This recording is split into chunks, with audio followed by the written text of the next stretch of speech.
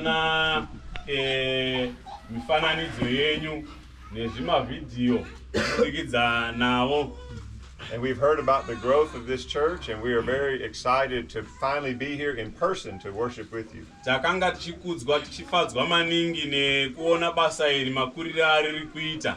Nhasi tanyanya kufara nekuti tasvika tikariona nemeso edu. As you were singing just now, I was just covered in chills. Kana mukanditarisa munoona mufaro wega wega. We are very encouraged by you and your faith in the Lord. Tinokurudzirwa maningi nekutenda kwenyu muna Ishe wedu Jesu Kristu. I want to share a message from Luke chapter 18. Ndoda kuti tidzidze kubva mubhuku raRuka chitsauko namba 18. We're going to read about a miracle. Takuerenga pamusoro pezvishamiso. We'll just read this passage first and then we'll talk about it. 18:35 to begin. Ruka chitsauko 18 kubva pavhesi ya 35 kusvika painoperera page 83. Panoverenga pachiti, zvino wakati oswedera Jeriko, rimwe bofu raigara panzira richikumbira rakanzwa vanhu vazhinji vachipfuura, rikabvunza richiti, chinyiko? Vakariudza vachiti, ndiJesu weNazareta unopfuura. Ipapo rakadanidzira richiti, Jesu mwanakomana waDhavhidha, ndinzwirei ngoni. Zvino vakanga vakatungamira vakarayira kuti rinyarare, asi rakanyanya kudanidzira richiti, mwanakomana waDhavhidha, ndinzwirei ngoni. Zvino Jesu wakamira akarayira kuti vauye naro kwaari. Rikati raswedera akaribvunza achiti, unoda kuti ndikuitireiko? Rikati, Ishe, kuti ndione. Jesu akati kwariri, chiona, kutenda kwako kwakuponesa. Pakarepo rikaona rikamutevera richirumbidza Mwari. Vanhu vose vakati vachizviona vakakudza Mwari. All of us preachers wish we had Brother Patamoyo's voice. Haziva aparidzi vese tinoshuvira kuti dai wanga wainewo izwi rangu rakakurisai.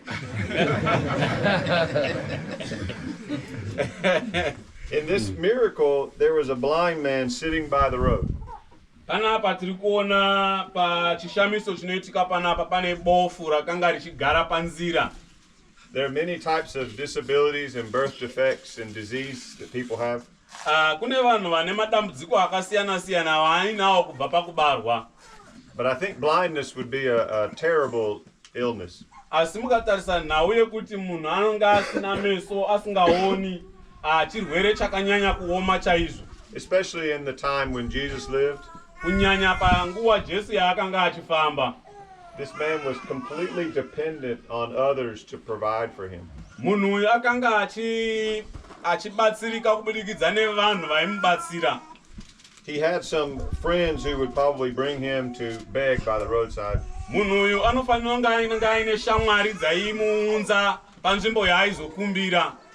And that would be his life, completely in the darkness, depending on strangers. Munhu uyu waingogara ari murima achibatsirwa nevanhu vaimubatsira. The next verse says that he heard a commotion. Vhesi rinoteera rinotaura kuti anozwa